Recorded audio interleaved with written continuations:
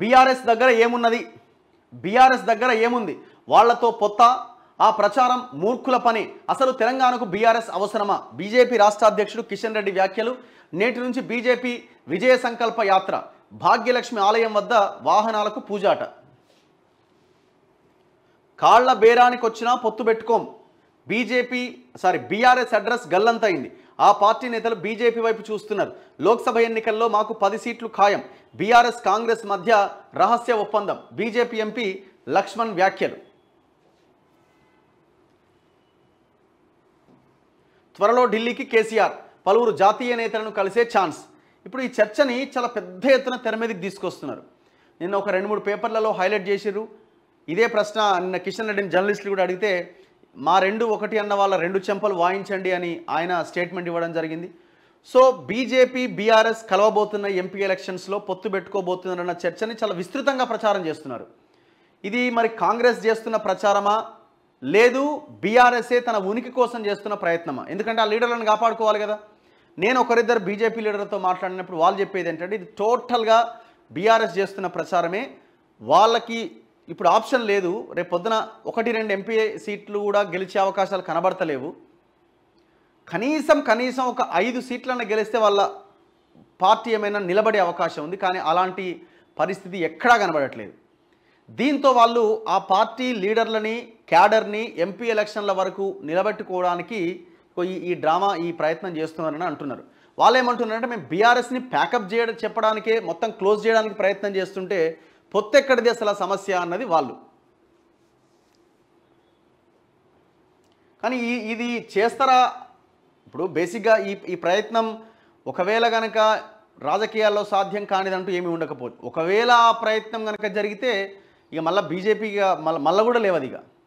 కానీ నేను అనుకోవడం ఆ ప్రయత్నం జరగదనే నేను అనుకుంటున్నాను. ఎందుకంటే ఉన్న సిచ్యువేషన్ ప్రకారంగా మీరు ఒకసారి చూడండి, బీజేపీ, బీఆర్ఎస్, కాంగ్రెస్, ఇప్పుడు మొత్తం అందరి టార్గెట్ ఎంపీ ఎలక్షన్సే. సింపుల్గా చెప్పాలంటే అందరి టార్గెట్ ఎంపీ ఎలక్షన్సే. గవర్నమెంట్ చేసే ప్రతి పని విషయంలో, ప్రతి రాజకీయ నాయకుడు మాట్లాడే ప్రతి మాట వెనుక వాళ్ళ ఆలోచన ఏ కోణంలో ఉంటుందంటే ఇక ఎంపీ ఎలక్షన్స్ కోణంలోనే ఉంటుంది. మెజారిటీ సీట్లు సాధించాలి. ఇక్కడ బీఆర్ఎస్ కనీసం మన ఉనికి కాపాడుకోవాలంటే 5 సీట్లు రావాలి. బీజేపీ మనకి కనీసం ఇప్పుడు 4 ఉన్నాయి, ఇంకొక 2-3 అన్న పెంచుకోవాలి. కాంగ్రెస్ మినిమం 10 రాకపోతే మనకి భవిష్యత్తులో ఇబ్బంది అన్న కోణంలో వీళ్ళ ఆలోచనలు ఉన్నాయి. సో ఇప్పుడు ఇక్కడ పాయింట్ ఏంటి, బీజేపీ బీఆర్ఎస్ కలిసే అవకాశం ఉంది అన్న చర్చను కొంతమంది తెర మీదకి తీసుకొస్తున్నారు. ఇక్కడ యాక్చువల్ ఫ్యాక్ట్ ఏంటంటే, బీజేపీ ఇప్పుడు 1 సీటు నుంచి వీళ్ళు 8 సీట్లకి మొన్న వచ్చారు. దాంతోపాటు వీళ్ళకి ఒక 33 లక్షల మంది ప్రజలు వీళ్ళకి ఎమ్మెల్యే ఎలక్షన్స్లో ఓట్లు వేసారు. 33 lakh ఓటర్స్ వీళ్ళ వైపు ఉన్నారు. వీళ్ళ మీద చాలా పెద్ద ఎత్తున అలిగేషన్స్ వచ్చినాయి. ఆనాడు వెరీ క్లియర్, ఆనాడు మనం డౌట్ పడాల్సిన అక్కర్లే. వాళ్ళ టార్గెట్ ఎమ్మెల్యే ఎలక్షన్స్లో ఏముండే, ఎట్టి పరిస్థితుల్లో కాంగ్రెస్ గెలవడానికి అవకాశం ఇవ్వకూడదు, కాంగ్రెస్ గెలవకూడదు. ఒకవేళ హంగ్ వాతావరణం కనుక వస్తే, ఎందుకంటే వాళ్ళు ఖచ్చితంగా హంగ్ వస్తుందని మాట్లాడి, హంగ్ వాతావరణం వస్తే మనం రాష్ట్రాన్ని చేతుల్లోకి తీసుకోవచ్చన్న ఒక ఆలోచన వాళ్ళు చేసినారు. కాంగ్రెస్ రాకుండా చేయాలి అన్న ప్రయత్నంలో వాళ్ళు సక్సెస్ కాలేకపోయినారు. కారణం ఏంటంటే, ఈ దుర్మార్గుణ్ణి, కేసీఆర్ అనే ఈ దుర్మార్గుణ్ణి ఖచ్చితంగా బొందబెట్టాలి అన్న ఆలోచనలోనే జనం ఉన్నారు. ఒకే ఒక్క ఎజెండా, ఒకే ఒక్క కాంగ్రెస్ 6 గ్యారంటీసో ఇంకోటో కాదు, ఈ అహంకారిని పక్కన పెట్టాల్సిందే ఈసారి అన్న ఏకైక లక్ష్యంతో, ఎజెండాతో జనం వెళ్ళి ఓట్లేసారు. అందులో భాగంగా వీళ్ళు ఏ ప్రయత్నం అయితే హంగు రావాలి అనుకున్నారో దాంట్లో భాగంగా ఇక్కడ బీఆర్ఎస్కి సపోర్ట్ చేయకపోయినా, కాంగ్రెస్ రాకుండా ఉండడానికి కవితను అరెస్ట్ చేయకుండా, వాళ్ళు నష్టపోయినా సరే కానీ కవితను అరెస్ట్ చేయలేదు. సో దాంట్లో భాగంగా వీళ్ళు ఒకవేళ కనుక సింగిల్గా పోరాడి ఉంటే వీళ్ళు సింగిల్ లార్జెస్ట్ పార్టీగా ఎమర్జ్ అయ్యే వాళ్ళేమో నేను అనుకోవడం. బీజేపీ సింగిల్ లార్జెస్ట్ పార్టీగా ఎమర్జ్ అయ్యి ఈజీగా ఒక 25 నుంచి 30 సీట్లైనా వచ్చే వాళ్ళకి.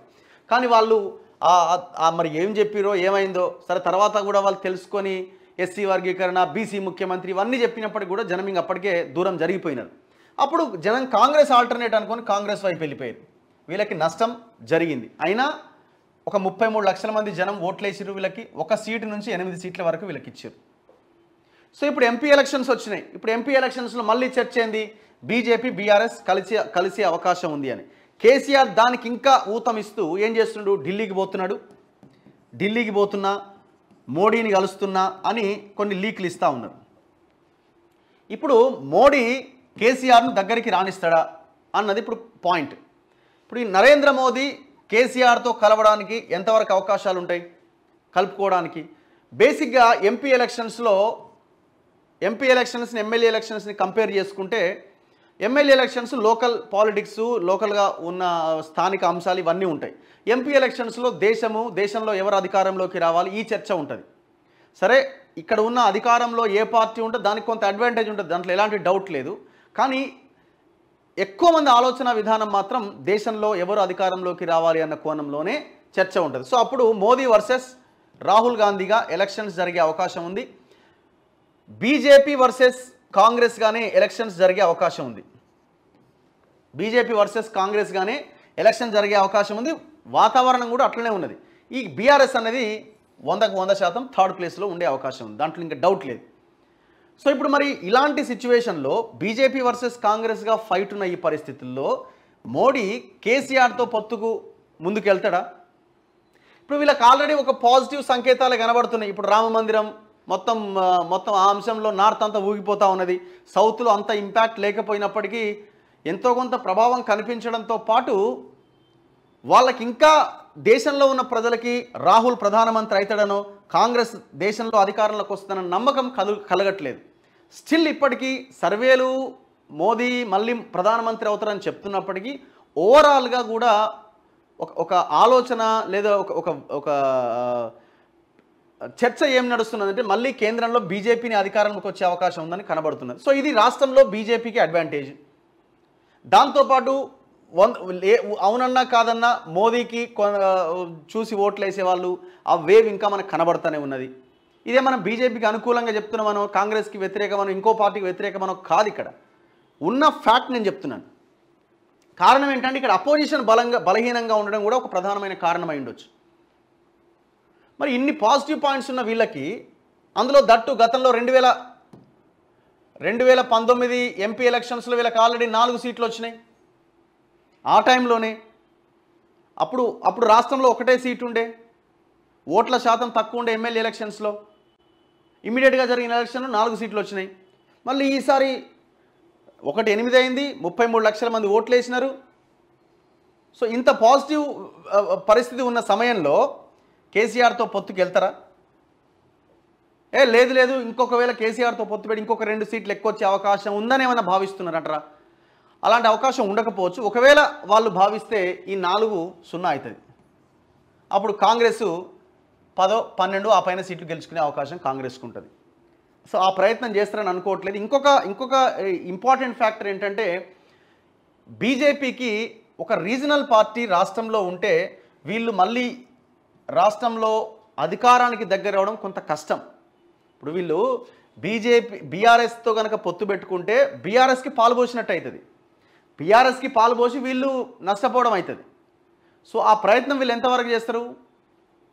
2010 మరి ఎమ్మెల్యే ఎలక్షన్స్లో మొన్నటి ఎలక్షన్లో మరి ఎందుకు వాళ్ళు బీఆర్ఎస్తో కలిసి ఉన్నారన్న దాన్ని ప్రజలు నమ్మినారు అంటే ఆ రోజు వాళ్ళకి కాంగ్రెస్ గెలవద్దన్న ఒక ఆలోచన ఉంది కాబట్టి అది వర్కౌట్ కాలేదు, అది అయిపోయింది అక్కడితో. సో ఇప్పుడు కొత్తగా బీఆర్ఎస్కి పాలు పోసే చర్యని బీజేపీ పూనుకుంటుందా? ఒకవేళ ఆ పని చేస్తే ఇంకా అది గెట్టు కాకుండా పోతారు. సో ఆ ప్రయత్నం చేయకపోవచ్చు అన్న అదే నాకైతే కనబడుతున్నది. సో మరి చూడాలి ఏం కనిపిస్తున్నది. సో ఇక్కడ పాయింట్ ఏంటంటే బీఆర్ఎస్ ఇక్కడ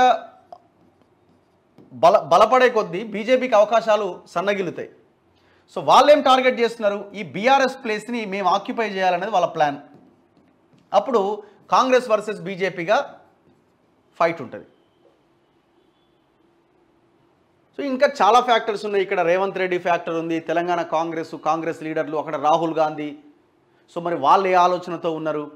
తెలంగాణ కాంగ్రెస్ ఆలోచన ఒకటి ఉంటుంది, రాహుల్ గాంధీ హైకమాండ్ ఆలోచన ఒకటి ఉంటుంది, రేవంత్ రెడ్డి ఆలోచన ఇంకొకటి ఉంటుంది, దాంట్లో డౌట్ లేదు. సో ఎవరి ఎజెండా ఎవరి వ్యూహం వాళ్ళకు ఉన్నది.